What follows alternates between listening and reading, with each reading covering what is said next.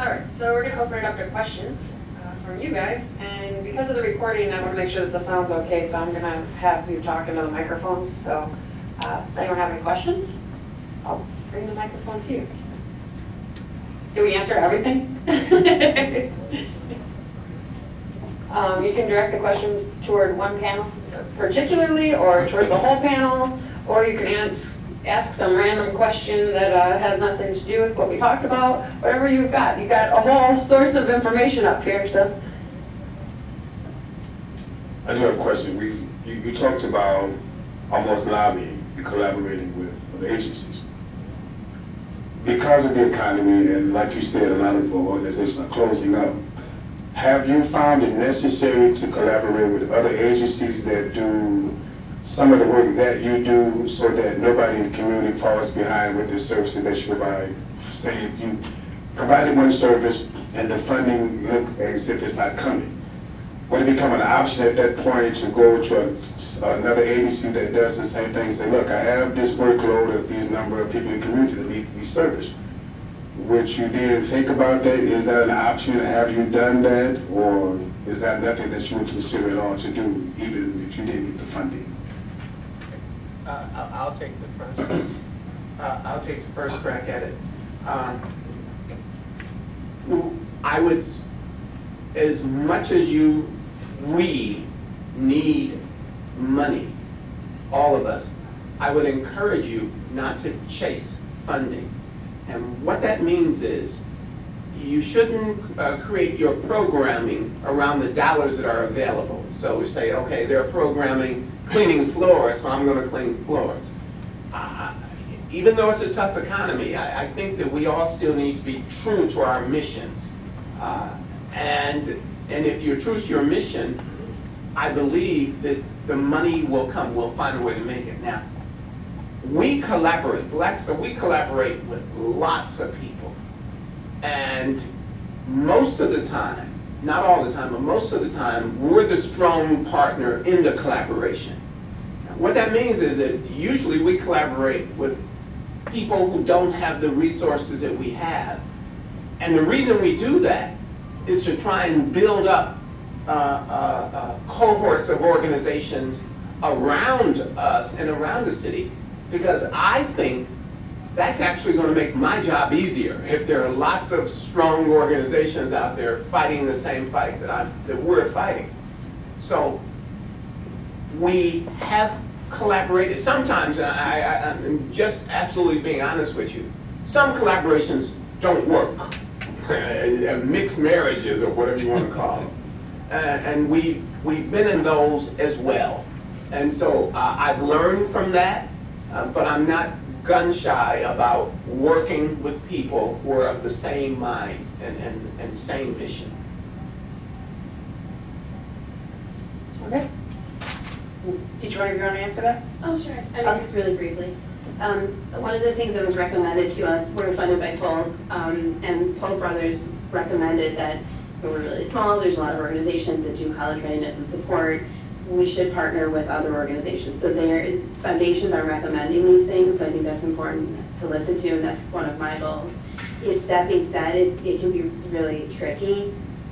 There's boards involved, there's the executive directors, there's program staff, so merging, I don't know if you're talking about merging an organization or just partnering or collaborating, but I think when partnering, I think it's a great idea. We're working on dual brands right now with other, like Christopher House, other organizations in the neighborhood that do similar things.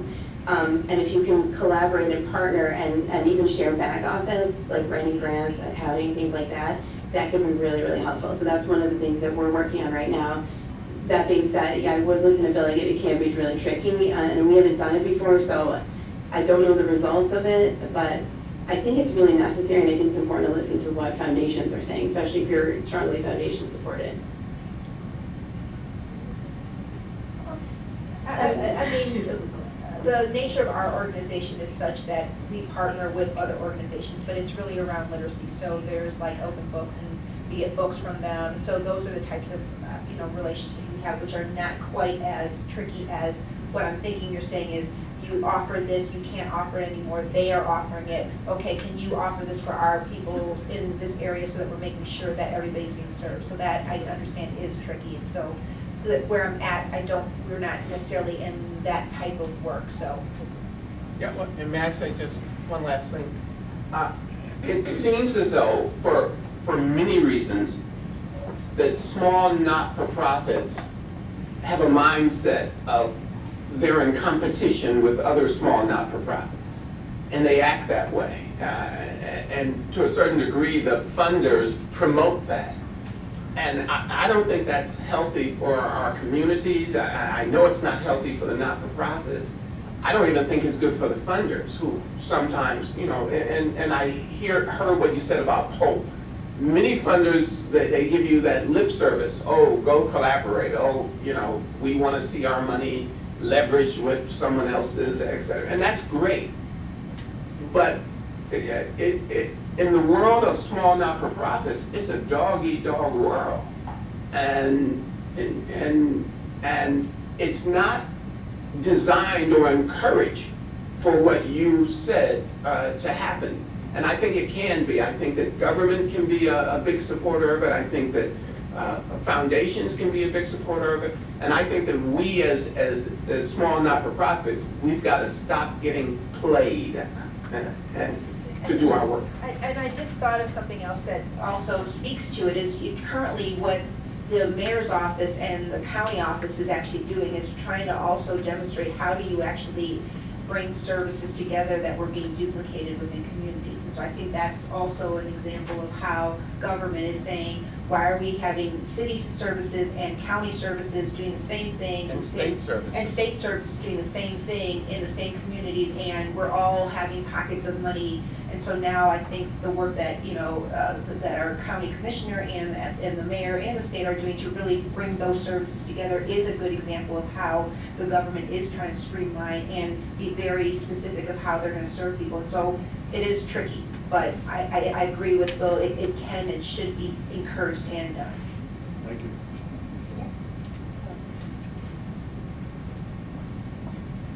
Thank you.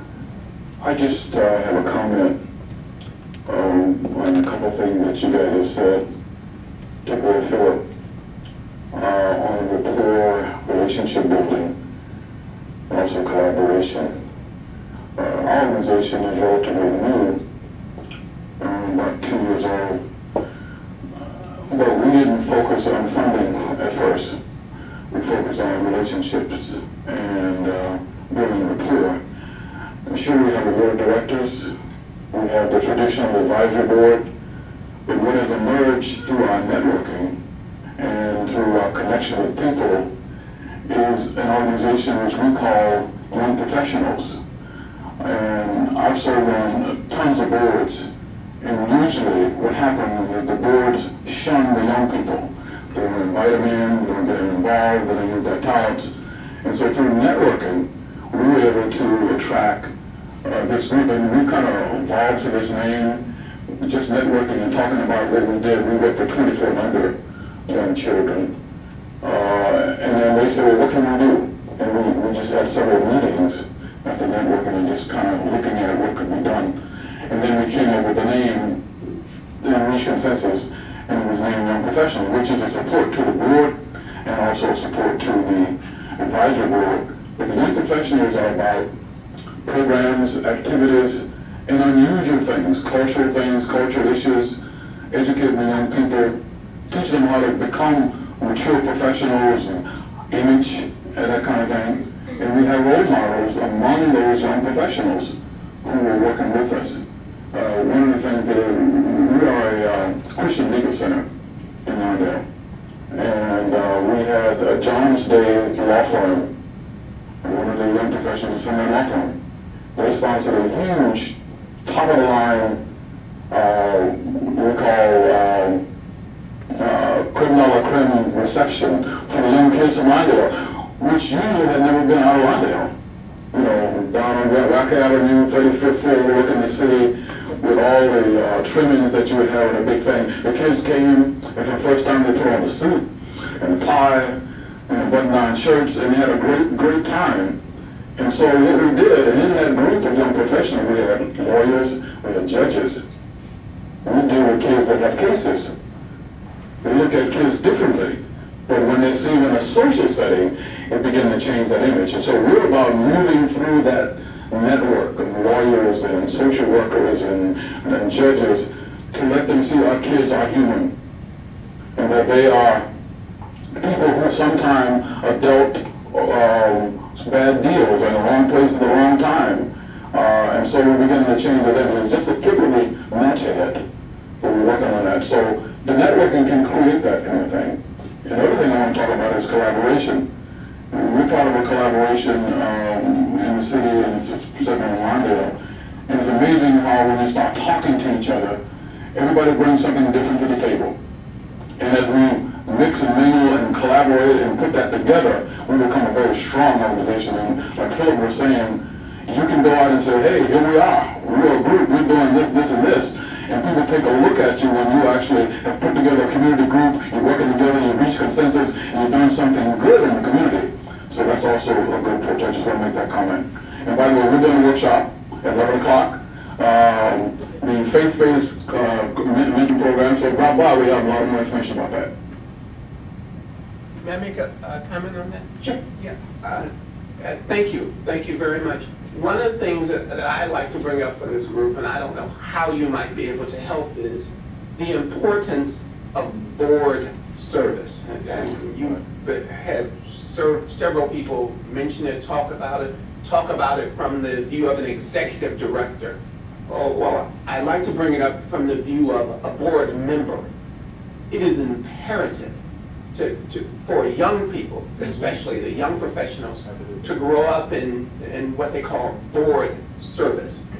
And I like to say that right now, especially in the African American community, it's a concept that our young people don't understand. They go, why would I be on the board? You know, what's in it for me? Well, what's in it for you is a better community, is a better existence overall for everybody. And it's something that we, all of us, have got to teach young people that it's different than a social club, being on a board. It is imperative in terms of community building, in terms of improving quality of life in communities. And so even though maybe some of you are on boards, but you probably know of other, especially young people, who could serve on boards. And the last thing I'll say about that is, recruiting board members is an art. You know, a lot of people who are on boards shouldn't be. And then there are many people who are not on boards who should be. So I'll leave it there. Okay, we started a few minutes late, so I'm going to run over about 5 minutes if that's okay with everybody. If we have another question, you had your hand up before. You said, okay. Yes, I have a question. I'm an IT director at All-Girl Charter School, and I noticed that we have services in our school, and by me being a part of the non-for-profit industry as well, I see those services from good non-for-profits are not implemented in schools to the level that they can be. And I was wondering, are there any initiatives, since we have a new mayor, to bring more non-for-profits into the schools? Well, I was recently at an event where the superintendent of Chicago Public Schools spoke, and I was impressed by some of the things that he talked about, mainly because I think that he's really trying to move the needle around education in the city of Chicago for Chicago Public School students. But I think that the other thing that he spoke about, and it was at the Chicago Urban League, and so he was really speaking to a community of residents and institutions that were in that community to talk about the importance of the nonprofit and what they deliver. I think it also does speak to the fact that nonprofits do need to deliver, and so how do we actually make sure that nonprofits are keeping their word in terms of what they offer? And so how do we position ourselves to be in the right place at the right time and offering the right types of things and offering them in a way that are actually going to be impactful for young people? That being said, I don't know much about the mayor's portfolio or sort of platform on nonprofits. I'm not really I haven't kept up with what he's doing around that. But I think that one of the things that Philip said very early on is that we need to make sure that we are putting ourselves in a place where we are valued in communities and in government, because we are the fabric of what happens in the community. You know, the government offices downtown, City Hall, CPS downtown, they're down here, but nonprofits are actually on the street, on the corner, with the folks that are in communities doing things that make a difference. And so how do we really position ourselves to be valued in a way that we are making a bigger difference, and we can make even a larger difference in communities, because we're in those communities. We're breathing, we're seeing the things that go on within those areas. And so we really do need to recognize how valuable we are and really live up to that value that we can serve. I think it's and I'm actually coming from I am professionally trained as a high school history teacher, so with my training, I see there's a lot of value here. And I think the difference between, you know, there's like the charter school issue and the public school issue, and one of the things that our organization does is go into schools and run our programs from that area. Now, it's a great opportunity for the nonprofit, more importantly for the students. And if you're going to run it as a house-based, like as a school-based program, then it's even better, because then you don't need all the, you know, the building and all the utilities and all the things to run that program. I think it's a great idea to partner with schools to have those. We're also an after-school program, so it would work great for our organization. I don't know about every nonprofit, but I think school-based programs that work with, you know, high school and elementary school students would be great in schools. It happens to be easier to work in charter schools. There's smaller staff, there's more flexibility, there's more autonomy. I mean, it's so much easier to work in charter schools than it would be to go to a huge neighborhood school like Schurz or Foreman, all the schools near where we are. It's just a beast with all the red tape and everything like that. But I agree that nonprofits partnering with local charter and if you can, more public schools is a phenomenal idea and will benefit everyone. I don't know about it, you know, city initiatives, but I think if you could do it as a nonprofit, it's great.